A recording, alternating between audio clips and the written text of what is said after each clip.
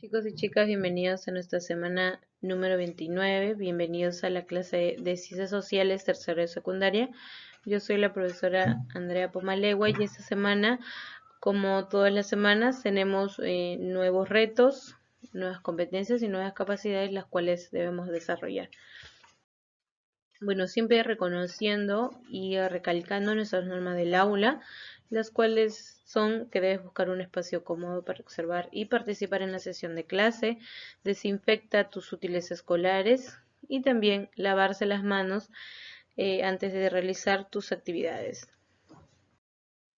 Siempre mencionando nuestra introducción a lo que vamos a realizar en esta sesión, ¿no? Bueno, contextualizando, ¿no? La salud es el estado de bienestar a nivel físico y psicológico con la que debemos contar todas las personas. Y para tenerla se requiere de varios factores como acceso a servicios de salud, condiciones de salubridad, medicina, ¿no? Atención oportuna, buena nutrición, servicios básicos, entre otros. La salud fue un tema que ocupó la atención de todas las sociedades a lo largo de la historia, como hemos venido ya viéndolo, ¿no? Por ejemplo, en la época del virreinato en el Perú, del siglo XVI hasta el siglo XIX, y así hasta a nuestros días. Entonces nos hacemos una pregunta, ¿no? ¿Cómo era concebida la salud en la época colonial? ¿Y de qué manera procuraron la salud de la población en la época colonial? Como hemos visto la semana pasada, ¿no? Vimos, por ejemplo, una fuente en la cual nos desarrollaba cómo se crearon, cómo fueron las creaciones de los cementerios, ¿no? A causa de qué, de las leyes que pugnaron, entre otras cosas. Bueno, nuestro tema es la salud en la época colonial. Con nuestra competencia y nuestra capacidad construir interpretaciones históricas y de esa manera ustedes van a interpretar críticamente fuentes diversas, como también elaborar explicaciones sobre los procesos históricos que sucedieron en ese tiempo. Antes de realizar tu actividad, tener en cuenta, ¿no? Tener a la mano tu lápiz y papel para anotar las principales ideas.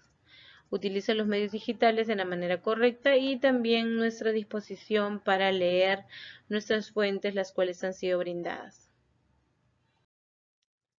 Bueno, las actividades que vamos a realizar hoy, ¿no? Es que comprendemos aspectos de la salud en la colonia y también de esa manera vamos a explicar las formas, cómo procuraban la salud de la población en la época colonial.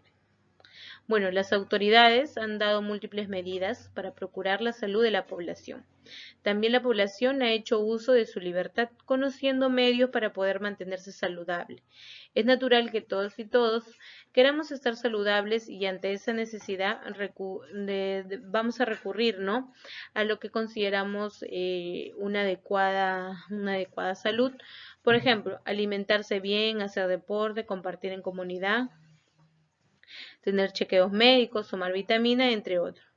Hoy en día sabemos que la medicina ha avanzado mucho y es muy diferente a lo que ha pasado en la época del virreinato del Perú.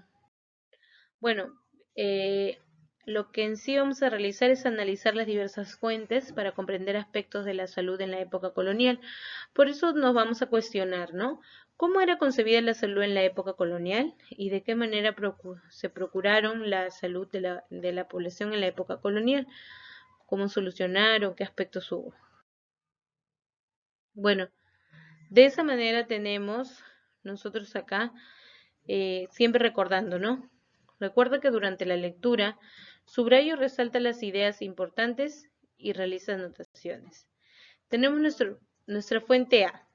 Así era un día en un hospital del Virreinato del Perú, dice. Las prácticas médicas occidentales llegó al país con la llegada de los españoles y los métodos usados por los protomédicos, o se conocían como médicos de la colonia, tienen algunas similitudes con los utilizados actualmente.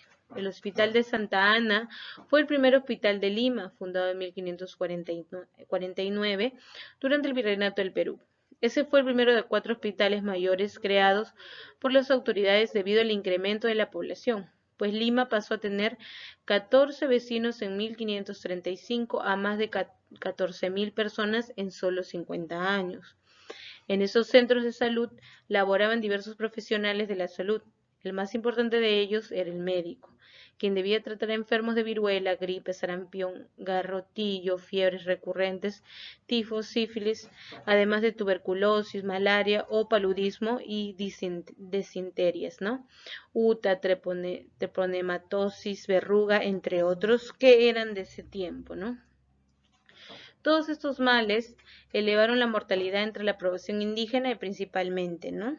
En la colonia había hospitales para indios, criollos, esclavos y mujeres. La Casa de Enfermería, el primer hospital de Lima, se estableció en 1538 y luego comenzaron a formarse los hospitales mayores, como la capital de Lima llegó a tener 4 en el siglo XVI, los cuales eran Santa Ana de Naturales, San Andrés, Santa María de la Caridad y el Espíritu Santo. Y ya en el siglo XVII, el San Bartolomé para la gente de raza negra, ¿no?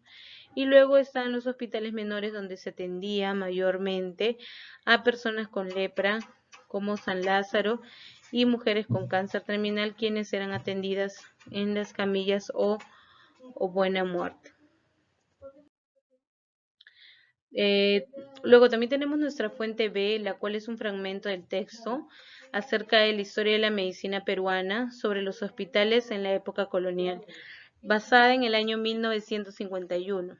Bueno, la historia de los hospitales coloniales comienza con la realización urbanística, ¿no? En la nueva colonia. En Lima, al distribuirse los solares, que vienen a ser los terrenos, se fijaron aquellos correspondientes lo que conocemos como templos y hospitales, ¿no? Apenas fundada Lima, se hizo sentir la necesidad de estos centros hospitalarios, en donde se atendieron los números de enfermos. Dentro de ellos tenemos los españoles o indios de ambos sexos, ¿no? Y el 16 de marzo de 1538 se edificó en Lima el primer hospital de la Rinconada de Santo Domingo. Así, en el año de 1549 se dio comienzo a la edificación del Hospital de Santa Ana. Nuestra fuente C nos habla acerca de la medicina en la colonia, ¿no? En el Perú, en el siglo XVIII, los habitantes no se limitaron a suscribirse a una noción de medicina fundamentada, solo el trabajo de galenos, o sea, que eran médicos y cirujanos, y así tomaron en cuenta las tradiciones médicas y españolas y andinas, además de las africanas, y estas tradiciones están reflejadas en los recetarios. Aunque en la vida diaria, las creencias y las prácticas médicas indígenas y españolas llegaron a suponerse aún pertenecían a lo que se entendía como tradiciones médicas notables que debían emplearse de manera paralela. Esta fuente D, que es la medicina mágica religiosa, ¿no? Es la propagación de la doctrina cristiana avivada en Tamiz de España, profundamente religiosa, basada en lo que conocemos de Isabel la Católica, y la época de las curaciones únicamente por la fe, ¿no? No solamente vemos en ese tiempo lo que es las medicinas, sino también lo que se conoce como curaciones por la fe, ¿no? Así como la fe de Cristo, ¿no? Así como Jesucristo había curado a muchos de sus achaques y calamidades y de los malos espíritus, así los santos y los beatos continuarían estas curaciones, ¿no? Milagrosas, operadas única y exclusivamente por la fe. Es la fe, ellos decían que es la fe la que cura y sin ayuda de los medicamentos, el ruego, la plegaria, la salvarían al individuo y alejaría la epidemia, ¿no? Como nosotros vemos en nuestra actualidad, ¿no? Que muchas personas adoran al Señor de los Milagros, entre otros santos, ¿no? Bueno, viendo estas fuentes, ¿no? Siempre es bueno recordar que todo lo aprendido a partir del análisis de las fuentes te servirá de insumo para asumir una postura, es decir, dar a conocer tu opinión con fundamentos para responder a la pregunta, ¿no? ¿De qué manera procuraron la salud de la población en la época colonial? Siempre recordar lavarte las manos constantemente, quedarte en casa, usar mascarilla y evitar el contacto físico. No olvidar guardar tus evidencias en tu portafolio y envía tus evidencias a tiempo. Bueno,